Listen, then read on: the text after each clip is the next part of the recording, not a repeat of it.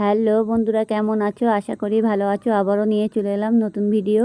ভালো লাগলে like comment করবেন আর সব বন্ধুদের কাছে ভিডিওটা শেয়ার করে দেবেন। পুরোপুরি ভিডিওটা দেখবেন, টেনে টেনে দেখবেন না, তাহলে কিছুই বুঝতে পারবেন না। যাই হোক, দেখতেই পাচ্ছি এখানে আমি নিয়েছি পুঁই শাক, আলু আর চিংড়ি মাছ আর কুমড়ো।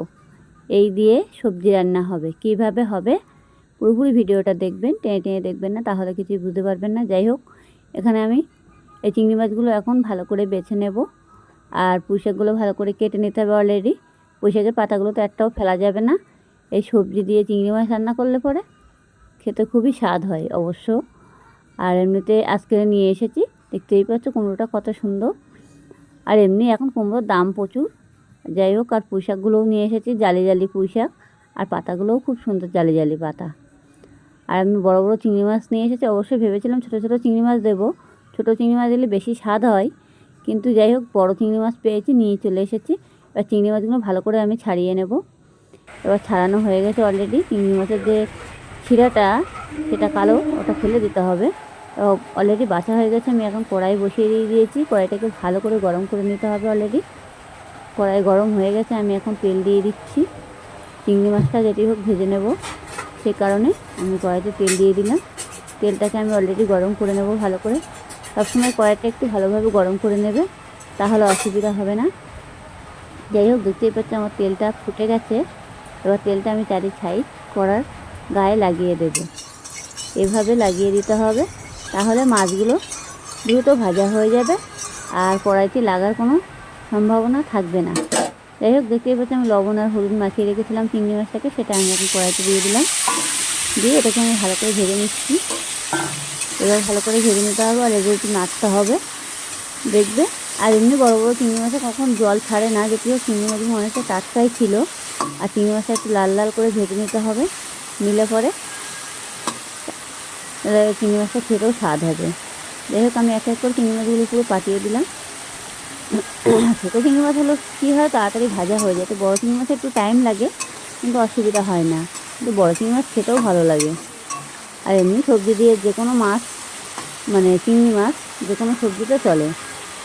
যাই হোক, আমি এখন চিংড়ি মাছগুলো এইভাবে পাতিয়ে দেবো। পাতিয়ে পুরোপুরি চিংড়ি মাছগুলো ভালো করে ভেজে নিতে হবে। অলরেডি একটু খেয়াল রাখতে হবে যাতে চিংড়ি মাছগুলো পুড়ে না যায়, তলায় ধরে না যায়, সেইটুকু একটু খেয়াল রাখতে হবে। তাহলে প্রয়োজন হয় গ্যাসটাকে একটু হালকা করে দেবে, বেশি ফুল দেবে না, তাহলে সমস্যা হবে না। আর যদি দ্রুত নাড়তে পারো তাহলে পুরোপুরি গ্যাসটাকে বাড়িয়ে দিতে হবে। এভাবে নাড়তে হবে আর একটু পাতিয়ে দিতে হবে। যেহেতু বড়ো বড়ো চিংড়ি মাছ, তো যার জন্য আর চিংড়ি মাছটাকে ভালো করে ভেজে নিতে হবে। অলরেডি দেখতেই পাচ্ছি আমার চিংড়ি মাছটা অলরেডি ভাজা হয়ে গেছে। এই যে পুরোপুরি চিংড়ি মাছটা ভাজা হয়ে গেছে, দেখেছো।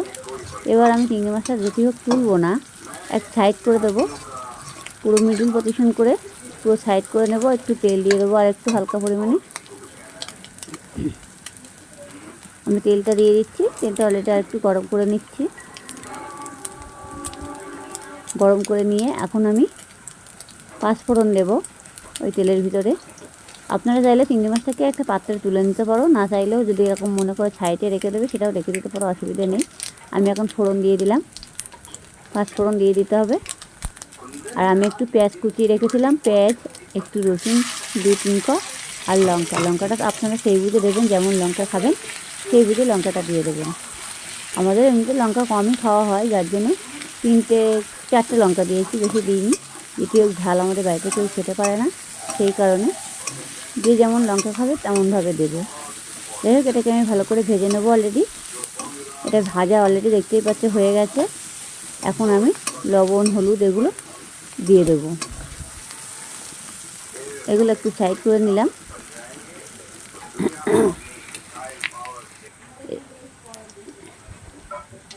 এবার আমি হলুদের গুঁড়ো দিচ্ছি।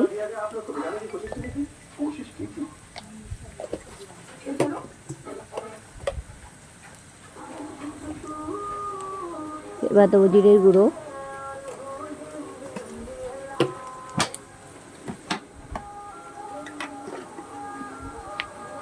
লবণটা দিয়ে দিলাম। লবণটা একটু বুঝে দেবেন যাতে পুড়ে না যায় সবজি, সেইভাবে দেবেন। আমার লবণ দেওয়া হয়ে গেছে।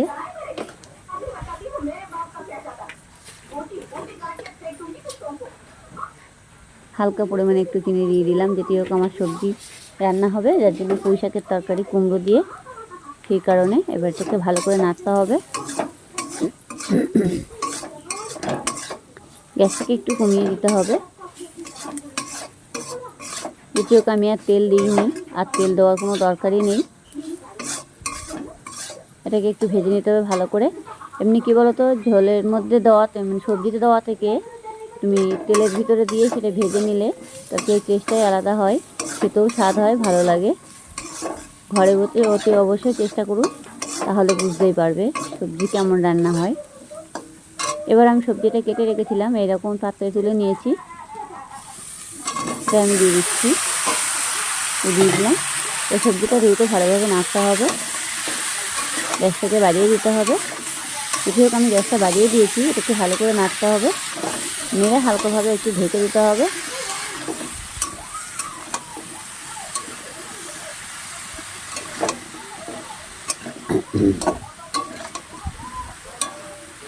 পুঁই শাকগুলো ভালো করে অবশ্য আমি 8 সারি কেটে নিয়েছি। ওখানে দেওয়া আছে কুমড়ো, আলু আর পুঁই শাক কেটে আমি ভালো করে ধুয়ে অবশ্য পাত্রে তুলে নিয়েছিলাম। এবারে আমি এটাকে এখন ঢেকে দেব। আমি এবার ঢাকাটা খুলে দেব।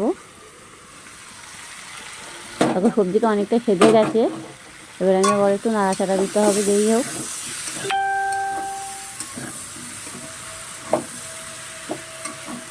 এভাবে ভালোভাবে নাড়াচাড়া দিয়ে আমি যে পুঁই শাকের পাতাগুলো বেছে রেখেছিলাম, সে পাতাগুলো 2-3 বার করে ভালো অবশ্য ধোয়া হয়েছে, ধুয়ে রেখে দিয়েছি পাতাগুলো। এবার আমি দিয়ে দেব পুঁই শাকের পাতাগুলো।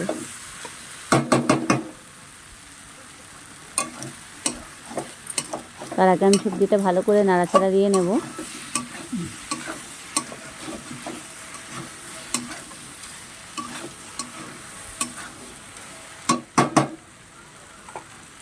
এবার পুঁই শাকের পাতাগুলো আমি দিয়ে দিচ্ছি সবজির ভিতরে। এভাবে দিয়ে চাইলে একটু কুচি করে নিতে পারো, অসুবিধা নেই। আমি অবশ্য কুচি করে নিই, গোটা গোটা পাতা, জালি পাতা তো, যার জন্য আমি গোটা পাতায় দিয়ে দিয়েছি। আর কুচি করলে পরে কী হবে, কিছুই খুঁজে পাওয়া যাবে না। আর এমনিও পুঁই শাকের পাতা পুরো একদম হয়ে যায়, জানো তো সব কিছুই। যাই হোক, এবার দেওয়া হয়ে গেছে। যেটি হোক এটা নাড়া যাবে না এখন পাতাটা, হালকা পরিমাণে একটু জল দিতে হবে কোনো রকম, দিয়ে আমি এটাকে ঢাকা দিয়ে দেব।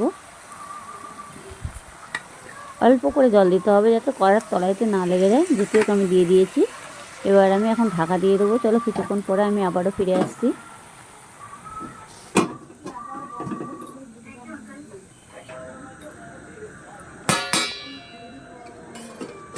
আমি এবার ঢাকাটা খুলে দিলাম। এবার এটাকে ভালো করে নাড়তে হবে। অলরেডি পুঁই শাকের পাতাগুলো একদম পুরো সিজে গেছে, দেখতেই পাচ্ছ, একদম পুরো ঘটে ঘোয়া হয়ে যাবে। আর এমনি সবজি দিয়ে চিংড়ি মাছ রান্না করলে কে না ছাড়ে বলো, খেতে তো এমনি ইচ্ছে হবে, না খাইলে যে খাবে না তারও খেতে ইচ্ছে করবে। যাই হোক, পুরোপুরি ভিডিওটা দেখবেন, টেনে টেনে দেখবেন না, তাহলে কিছুই বুঝতে পারবেন না। সবজিটাকে ভালো করে নাড়াচাড়া দিতে হবে। অলরেডি অনেকে দেখা যাচ্ছে এভাবে ঝোল করে, আবার মাখা মাখা করলে পরে কী হবে, বেশি ভালো লাগে। আমাদের আবার মাখা মাখা তরকারিটা বেশি ভালো লাগে, কিন্তু সবাই সব রকমভাবেই খায়, সব রকমভাবেই করা যাবে। যাই হোক, অলরেডি আমি এখন একটু জল দিয়ে দেব।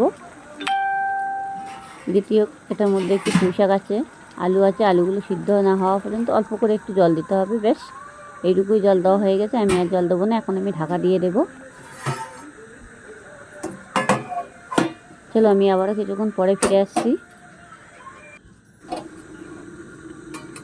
আমি ঢাকাটা খুলে দেব। যে দেখতেই পাচ্ছ এখন আমার পুরো সবজিটাই অল্প হয়ে গেছে। কতটা সবজি হয়েছিল, এখন অল্প একটু হয়ে গেছে। এভাবে একটু নাড়তে হবে, আর একটু হালকা পরিমাণে একটু ঝোল কমাতে হবে। ঝোল তো অবশ্য নেই বললেও চলে, পুরো মাখা মাখা হয়ে গেছে। একটু নাড়তে হবে। আমি অবশ্য কুমড়োগুলো বড় বড় করে কেটেছিলাম, দেখতেই পাচ্ছ।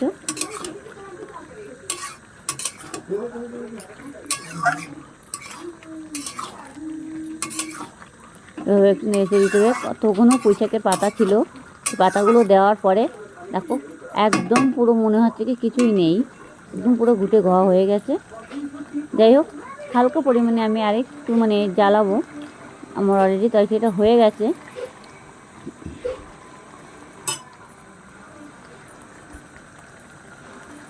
অতি অবশ্যই ঘরে বসে এই রেসিপিটা করার চেষ্টা করুন, তাহলে বুঝতে পারবে তরকারিটার কত স্বাদ হয়।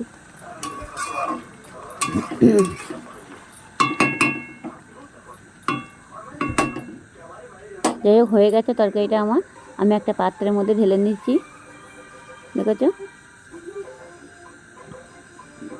সবজি দিয়ে চিংড়ি মাছ রান্না।